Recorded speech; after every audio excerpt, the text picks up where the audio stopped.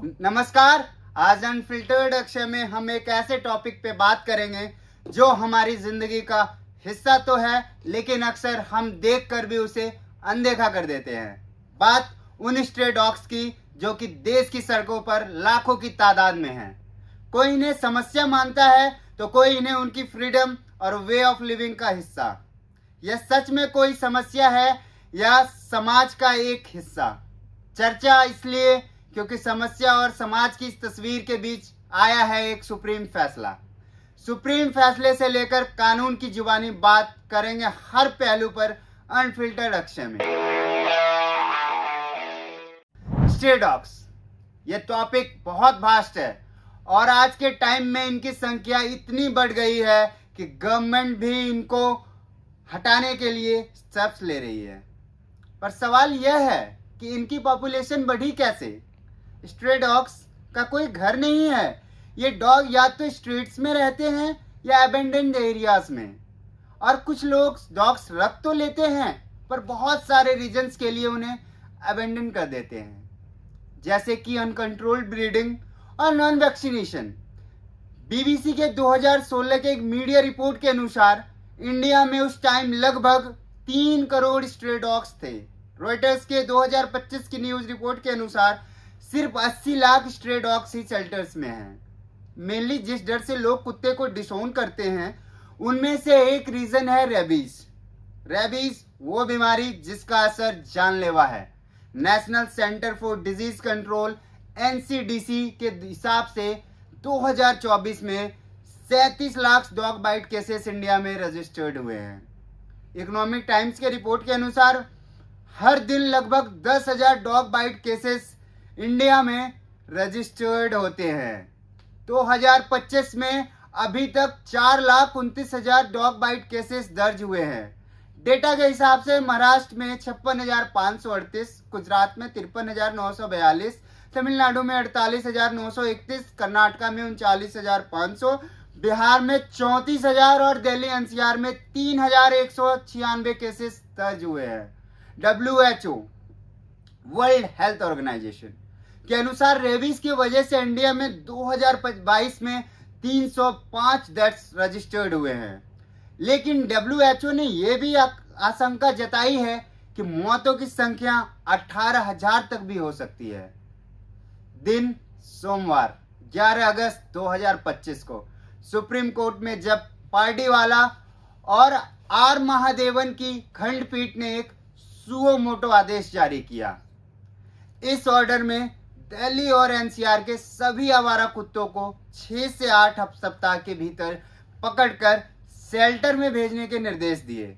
इन्हें वापस सड़क पर नहीं छोड़ा जाएगा और अगर कोई व्यक्ति या संस्था इससे रोक टोक करती है तो उस पर कानूनी कार्रवाई करने के निर्देश दिए हैं। आदेश में हेल्पलाइन बनाने, CCTV निगरानी, वैक्सीनेशन, नसबंदी, डीवॉर्मिंग सुनिश्चित करने के निर्देश शामिल थे। यह आदेश इसलिए था क्योंकि अदालत ने कुत्ते के काटने और रेबीज के मामलों में तीव्र वृद्धि को एक गंभीर समस्या माना। यह मामला तब शुरू हुआ जब 1 साल 6 साल की बच्ची छवि शर्मा को 30 जून को एक आवारा कुत्ते ने काफी बार काटा और खरोचा। बच्ची को दिल्ली के अम्बेडकर अस्पताल में इलाज के लिए ले जाया गया और कुछ दिन बाद उसकी 26 जुलाई को मौत हो गई। उस ठीक 2 दिन बाद 28 जुलाई 2025 को टाइम्स ऑफ इंडिया ने इस इंसिडेंट पे एक आर्टिकल छापा जिसने सुप्रीम कोर्ट का ध्यान इस इंसिडेंट की तरफ खींचा और सुप्रीम कोर्ट ने इस मामले को गंभीरता से लिया। लेकिन जैसे आवारा जानवरों के शिकार लोगों की बजाय पशुओं के हक में बोलने वाले की गिनती अक्सर ज्यादा होती है, वैसे ही इस केस में भी हुआ।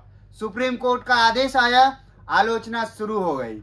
आदेश की तीव्र आलोचना हुई और इस कदर हुई कि गलियों में घूमने वाले स्ट्रे डॉग्स के हक में लोग सड़कों पर प्रोटेस्ट करने लगे। आजादी दो! पुलिस स्टेशन जाएंगे, हम जेल में रहेंगे। अगर मेरे बच्चों को उठा लिया इन लोगों ने ऐसे तो मैं मर जाऊंगी। सुप्रीम कोर्ट को कुछ पता है कि नहीं, बस डिसीजन दे दिया उठा कर। राजनीतिक गलियारों में भी इसकी चर्चा तेज हुई और इस मामले में एंट्री मेनका गांधी की भी हुई। 80 के दशक में देश की राजनीति में आने वाली मेनका गांधी, जो केंद्रीय मंत्री भी रह चुकी हैं, उन्होंने FPA पीपल एनिमल्स की एक संगठन की संस्थापक हैं, जो कि भारत का सबसे बड़ा पशु अधिकार संगठन है। उन्होंने सुप्रीम कोर्ट के इस फैसले को अनवर्केबल, इम्प्रैक्टिकल, फाइनेंशियली अनवायबल करार दिया। दिन 14 अगस्त 2025 को chief justice of India BR Gavai ने इस मामले को 3 जजों की बेंच के पास भेजा।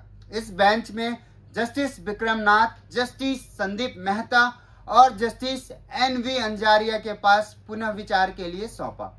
सुप्रीम कोर्ट की यह बेंच इस मामले पर दोनों पक्षों की सार्वजनिक सुरक्षा और पशु न्याय की दलीलों को सुनकर अस्थायी रोक या संशोधन पर विचार कर रही है। फिलहाल अभी इस पर पूरा फैसला आना बाकी है। सर्वोच्च अदालत के फैसले पर चर्चा शुरू हो गई है, परंतु पुनर्विचार के बाद अदालत का क्या फैसला बरकरार रखेगी या इसमें कोई तरमीम होगी, यह देखना अभी बाकी है। चैनल को लाइक एंड सब्सक्राइब जरूर करें। मिलते हैं अगली वीडियो में। Thank you.